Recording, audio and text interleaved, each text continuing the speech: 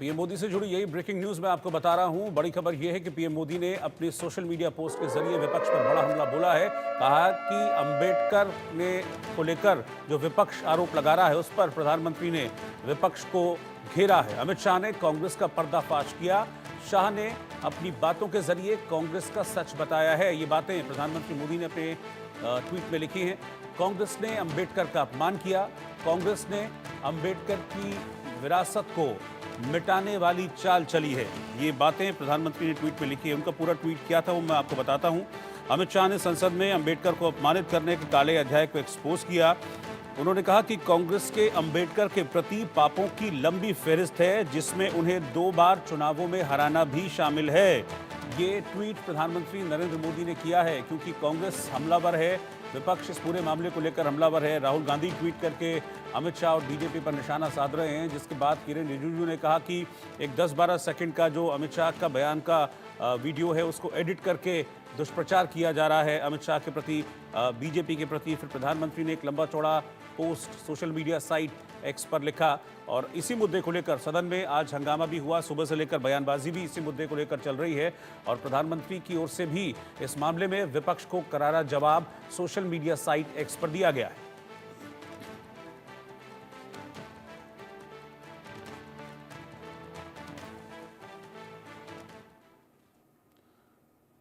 तो लोकसभा और राज्यसभा में हंगामे के बीच कांग्रेस पार्टी ने केंद्रीय गृह मंत्री अमित शाह को लेकर खूब हंगामा काटा। जमकर हंगामा चला। अमित शाह की डॉक्टर BR अंबेडकर के बारे में जो टिप्पणियां हैं उस पर चर्चा की मांग की और इसी मसले पर हमने कई सांसदों से बातचीत की है।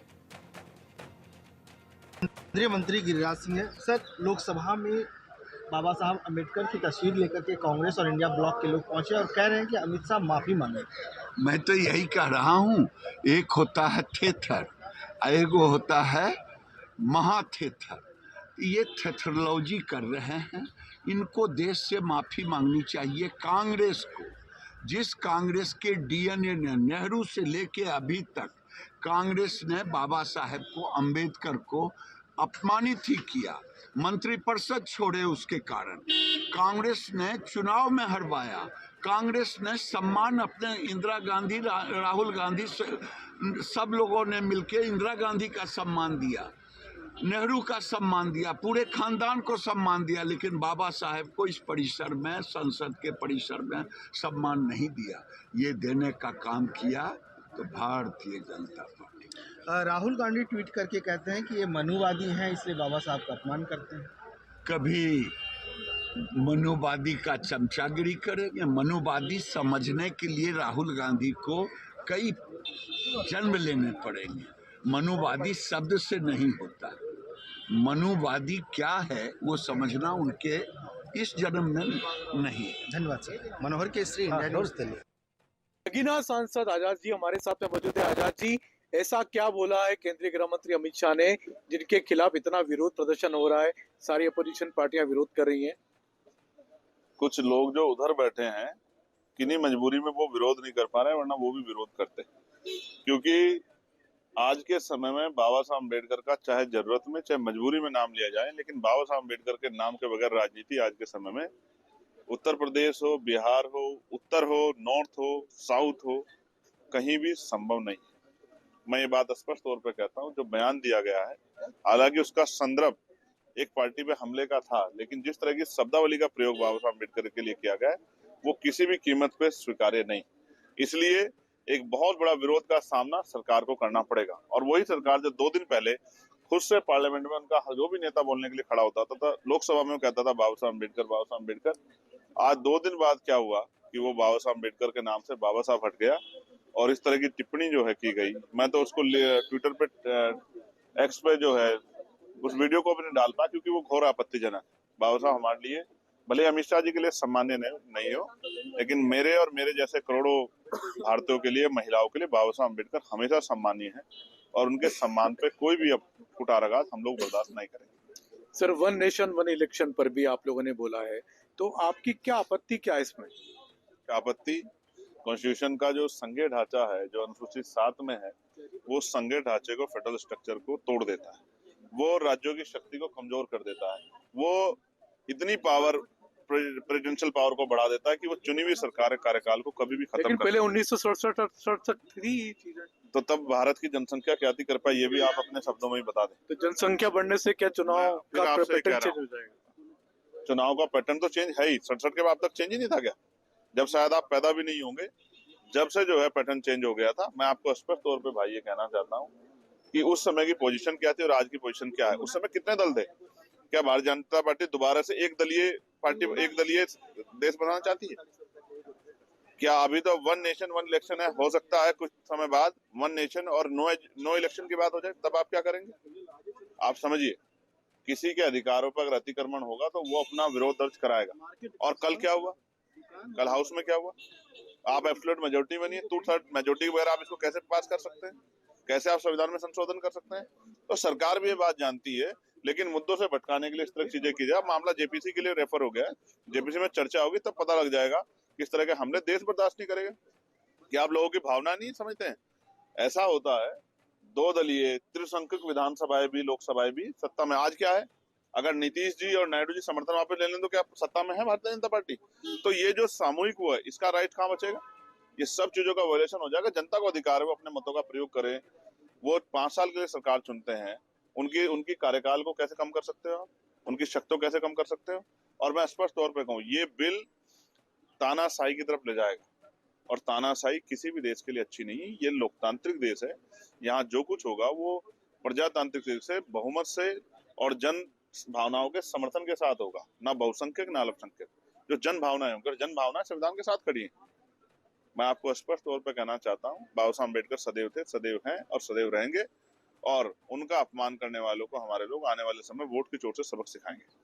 नितिन चंद्रशेखर आजाद, जिनका कहना है कि अंबेडकर का अपमान करने वालों को वोट की चोट से सबक सिखाया जाएगा। Sanjay Sharma, India news Delhi. मंत्री हर्ष मल्होत्रा जी हमारे साथ में मौजूद हैं। हर्ष जी, दिल्ली विधानसभा चुनाव की तारीखों का ऐलान जल्दी हो सकता है, चुनाव आयोग भी समीक्षा कर रहा है, क्या तैयारी सर बीजेपी की दिल्ली में?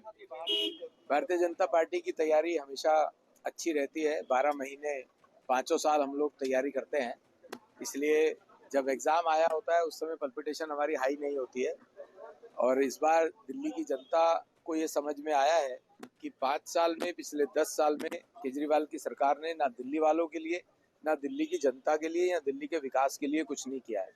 तो इस बार ऐसा लगता है कि दिल्ली की जनता का आशीर्वाद भारतीय जनता पार्टी के लिए रहेगा और भारतीय जनता पार्टी का मुख्यमंत्री दिल्ली में बनेगा। सर, मुख्यमंत्री का कैंडिडेट कौन होगा? हाईकमांड तय करता है।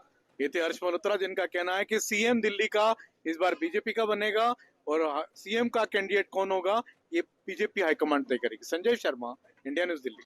हमारे साथ कर्नाटक के पूर्व मुख्यमंत्री और बीजेपी सांसद बसवराज बोम्मई है।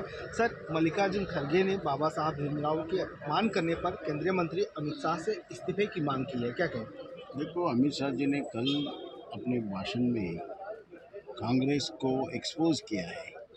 नाम तो अंबेडकर लेते हो, लेकिन जो अंबेडकर बोला था और जो अंबेडकर का मंशा था, जो उनका प्रिंसिपल था, उसका सब अगेंस्ट किया करके पूरा बता दिया है। तो you don't have right to take the name of Ambedkar, वो बैकग्राउंड से बात किया है। अभी उसको ट्विस्ट करके, बड़ा करके और खास करके खड़गे जी का ये बयान आग लग जाएगा, तो ये इन लोगों को आग लगाने का मंशा ये तो है, इरादा है। तो ये देश में शांति नहीं चाहती है, प्रगति नहीं चाहती है, ये तो आग लगाने की बात ही करते हैं। बांग्लादेश हुआ, कुछ भी हुआ, सब जगह आग लगाना चाहते हैं, क्योंकि ये तीसरी बार हार गए, हताश होके ऐसे बातें करते हैं। और सब लोगों ने, पूरा देश देखा है कल कि अंबेडकर की खिलाफ कुछ एक शब्द भी नहीं बोला है। वो कांग्रेस जो अंबेडकर का नाम यूज़ करते हैं बार बार, लेकिन सब काम उल्टा ही करते हैं। जो अंबेडकर जो बोलते हैं उसका उल्टा ही करते हैं। तो ये तो बहुत एक्सपोज होने के बाद ये तो अंबेडकर के बारे में, अंबेडकर का नाम पॉलिटिकली यूज़ करके, और खास करके उनका जो अमेंडमेंट्स था सब अंबेडकर के खिलाफ, जो उनका सोच था, विचार था, उनका खिलाफ ही है। तो ये तो सरासर संविधान का अपमान किया है, हत्या किया है। और अंबेडकर जब जिंदा थे तो 2 बार हराया उनको, और उनका गुजर जाने के बाद भी अंबेडकर इतना बड़ा देश का नेता है, दिल्ली में एक 6 फीट और 6 फीट का एक जगह भी नहीं दिया। इनको क्या हक है अंबेडकर के बारे में बात करने का? सर खरगे समेत बीजेपी के तमाम लीडर कांग्रेस के लीडर ये कह रहे हैं कि बीजेपी जो है सो व्हाट्सएप यूनिवर्सिटी चला रही है और उसी से ज्ञान देती है, सब सारी झूठी बातें हैं। देखो, जब सदन में उठ के कोई बात किए, खास करके मंत्री जी कोई बात किए, तो उसका पूरा बैकग्राउंड और डॉक्यूमेंट के साथ ही बात करते हैं। अगर तुमको ऐसा गलत समझा तो उनके ऊपर नोटिस दे दे, प्रोबेज नोटिस दे दे। ये क्यों व्हाट्सएप यूनिवर्सिटी चल रहा है कि गलत बोल रहे हैं? वो प्रूव देम रॉन्ग ना, ये काम नहीं करते। धन्यवाद सर।